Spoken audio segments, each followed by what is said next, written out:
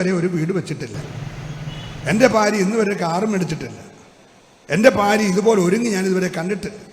ഒരു ഫോട്ടോയ്ക്ക് ഇതുവരെ പോസ്റ്റ് ചെയ്തിട്ടില്ല എന്നൊക്കെ പറഞ്ഞപ്പോൾ മറ്റവൻ പറഞ്ഞു, നിൻ്റെ ഭാര്യയുടെ പടം ഒന്ന് കാണിച്ച്.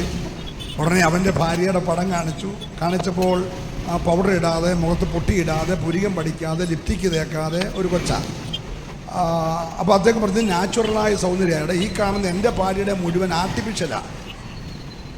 നിൻ്റെ ഭാര്യയുടെ സൗന്ദര്യം നാച്ചുറലാണ്. അവൾ പൗഡർ ഇടാതെ, സോപ്പ് ഇടാതെ, ലിപ്റ്റിക് ഇടാതെയും, ക്യൂട്ടക്സ് പുരട്ടാതെയും, പുട്ടി മുഖത്തിടാതെയും ഒക്കെ ഉണ്ടായ ഒരു സൗന്ദര്യം. എൻ്റെ ഭാര്യയുടെ ഈ കാണുന്ന മുഴുവൻ അവൾ ആഴ്ചയിൽ 7,000 രൂപ ബ്യൂട്ടി പാർലറിൽ കൊടുക്കുന്നത്.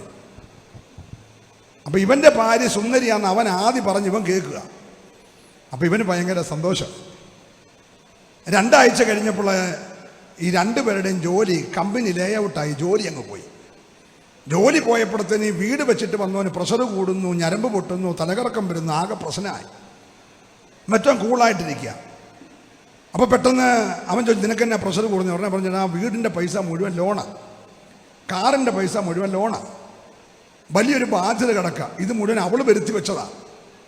അപ്പോൾ ഇവൻ പെട്ടെന്ന് ഇവൻ്റെ ഭാര്യയെ വിളിച്ചു, എടി എൻ്റെ ജോലി പോയി, എന്തോ ചെയ്യണം? അവൾ പറഞ്ഞു, അച്ഛൻ ധൈര്യമായിട്ട് പോരെ, അയച്ച പൈസ മുഴുവൻ ബാങ്കിലുണ്ട്, ഒരു പൈസ ഞാൻ എടുത്തിട്ടില്ല. ഞാൻ ഈ കഴിഞ്ഞ 13 വർഷം ചിലവ് നടത്തിയത് ആടിനെ വളർത്തിയും, പശുവിനെ വളർത്തിയും, കോഴിയെ വളർത്തിയും കിട്ടിയ പൈസ കൊണ്ടാണ്.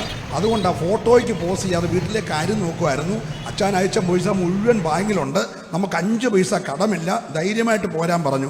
ഒരാൾക്ക് പ്രഷർ കുറഞ്ഞു, ഒരാൾക്ക് പ്രഷർ കൂടി. കാര്യങ്ങൾ മനസ്സിലാകുന്നുണ്ടല്ലോ.